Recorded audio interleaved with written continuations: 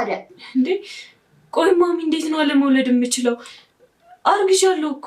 ሰሚያለሽ? እንግዳውስ እዚህ ቤት ውስጥ እንኳን ልጅሽን ቀርቶ አንቺን ራስሽን ማየት አልፈልግም። እና ማሚ የምር አርግዤም ከዚህ ቤት እንዴት ትፈልጊያለሽ? አይ አይደለም ማለት ድጋሚ በቬሎ ደግሼ እደርሻለሁ። የምርሽ ነው ማሚ? አዎ የኔ ልቅ። ማሚዬ ቆይ እስከዛሬ እየቀለድሽብን ነበር ማለት ነው? አዎ ፓርክ ነበር። ማሚዬ የእውነት በጣም ናፍቀሽኝ ነበር። ዛሬ ወደዛ አትኪ። ማሚዬ እርጉዝ እኮ አይገፈተርም፣ ልጅ ይጎዳል። እና ምን ላርግሽ? ቅድም አርግዣለሁ እንዴት ነው አለመውለድ የምችለው አላልሽም? አየሽ እንደዚህ አለመውለድ ይቻላል። ማሚ ቆይ ልጅ እንዲሞት እየመከርሽኝ ነው? በኋላ አባትሽ ቤት ልጅ ይዘሽ ከምትገቢ ልተባበርሽ ብዬ ነው። ማሚ የእውነት በጣም ጨካኝ ነሽ። እኔን የፈለገ ብጠይኝ፣ ቆይ እንዴት ለልጅ ሞትን ትመኛለሽ? ሰሚያለሽ? እኔም ልጄ አንቺን እንዳገባ ሳስብ ውስጤ እንደዚህ ነው የሚደማው። ለምን? ቆይ እኔ ምን አይነት ሴት ነኝ? መጥፎ ቋን ይፈለም።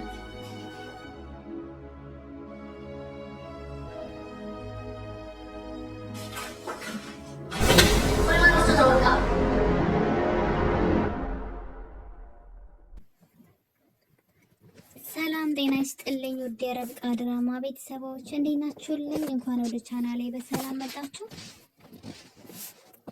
ርብቃ ክፍል 4 በክፍል 5 ላይ እንግዲህ ርብቃ በክፍል 23 ላይ ርብቃ ወደ ክላሷ ስትሄድ የቤት አጋዣቸው ከክላሷ የሆነ ነገር ይዛ ስትወጣ በር ላይ ይገናኛሉ።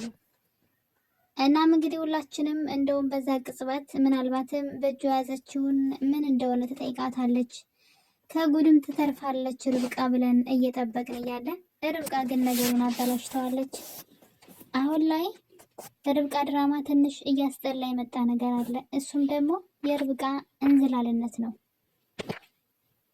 በፍጹም እንዝላልነት አብዝታለች ርብቃ። ምንም አይነት ማለት እንዴት ነው የሆነ ጅላጅል ነገር ሆነች። በጣም አበዛችው። በጣም ብዙ ነገሮችን አበላሸች። እንግዲህ አሁን ላይ ደግሞ ጭራሽ የአቤልን ሕይወት አበላሽታለች። ይህ ሁሉ ነገር የመጣው ወንድ ነው በጣም ከመጃጃሏና ሞኛ ሞኝ ከመሆኗ የተነሳ ነው ብዬ አስባለሁ። አሁን ላይ በጣም ብዙ ፈተናዎች ወደ ርብቃ እየመጡ ነው። እሱ ደግሞ ያ ሞኝነቷ ዋጋ ሊያስከፍላት ነው ማለት ነው።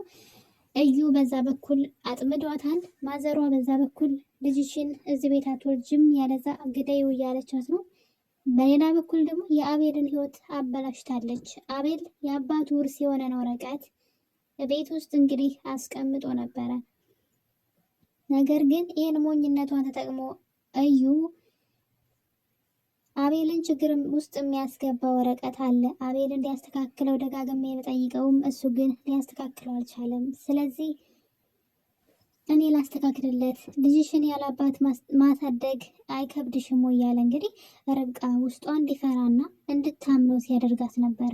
ርብቃ እርጉዝ ስለሆነች አሁን ላይ እዩንም ደግሞ እንደ ጓደኛ እንተማመን ስላላት የምር እንደ ወንድም የሚያማክራት እና ወንድሙን በጣም የሚወድ ሰው ነው የሚመስላት።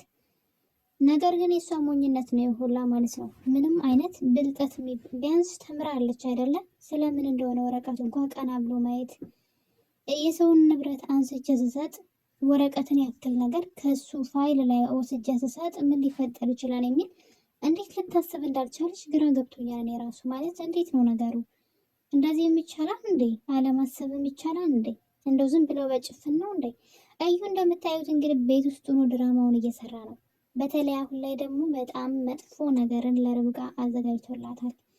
ርብቃ የማትወጣው ምናልባትም ከአቤል ጋር እስከ መለያየት ምናልባትም ልጇን ሊያሳጣት የሚችል ስህተቶች ሰርታለች።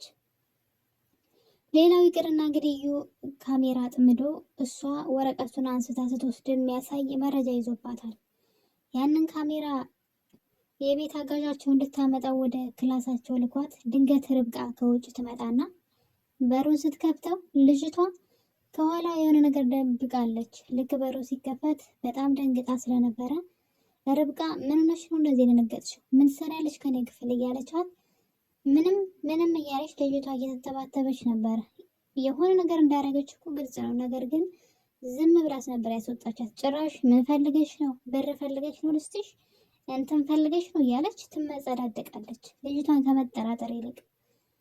እና እንግዲህ ርብቃ ይህን ነገር እንዴት ልታስተካክለው ትችላለች?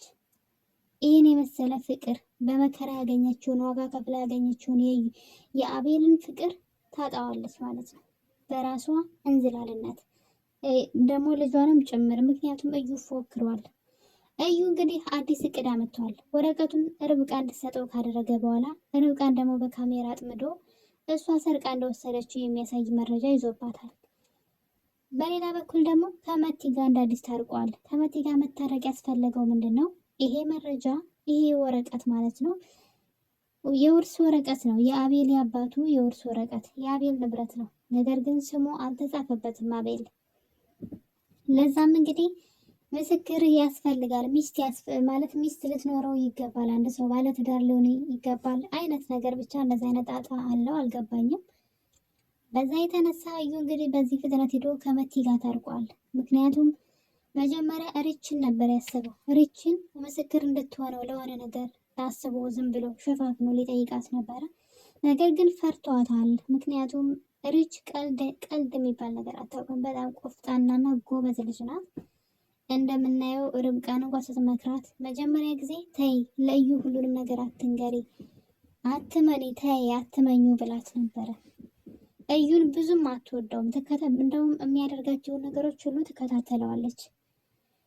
ርብቃ ግን በጣም ጀላጅል ነገር ናት። ምንም ነገር ይሆንብኛል የሚባል ነገር ውሃ ታውቃላችሁ፣ ውሃ አልኩኝ ቢቸግረኝ እና ብቻ የሆነች በቃ ሞኝ ነገር ናት። እና ጅልነቷ ደግሞ በጣም ነው የሚያስጠላው። በጣም ብቻ ብዙ ነገር ይቀራታል። ርብቃ ሌላ ቦታ ላይ ስትሰራ እንግዲህ ሔዋን ማለት ነው በጣም ጎበዝ ናት፣ ስማርት ናት። ካለባበሷ ጀምሮ ከድርጊቷ ጀምሮ ይህ ድራማ በነገራችን ላይ እንደ አጀማመሩ አይደለም። ሲጀምር በጣም ነበር የሚያምረው።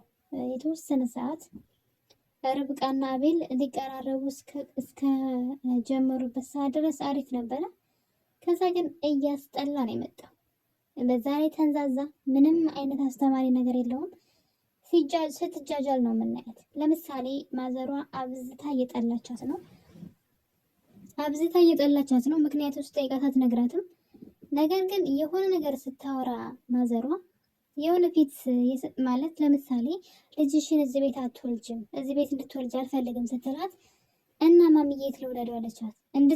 የፈለግሽው አድርጊ፣ እዚህ ቤት አትወልጅም ወይ ልጅሽን ትገለዋለሽ ወይም ደግሞ ከዚህ ቤት ወጥሽ ትወልጃለሽ፣ አባትሽ ቤት ዲቃላ ይዘሽ ከምትሄጂ ብላ ስትናገራት እና የት ልውለደው ማሚዬ ስትላት እዚህ ትወልጃለሽ ብላ ያሾፈችባት። እውነትሽን ነው ማሚዬ ብላ መጣ ተነሳ ታቅፋታለች። የሆነ ጅል ንግግሯ ጅል፣ ድርጊቷ ጅል። ምንድነው ነገሩ? ቆይ ጎበዝ አልነበረች እንዴ?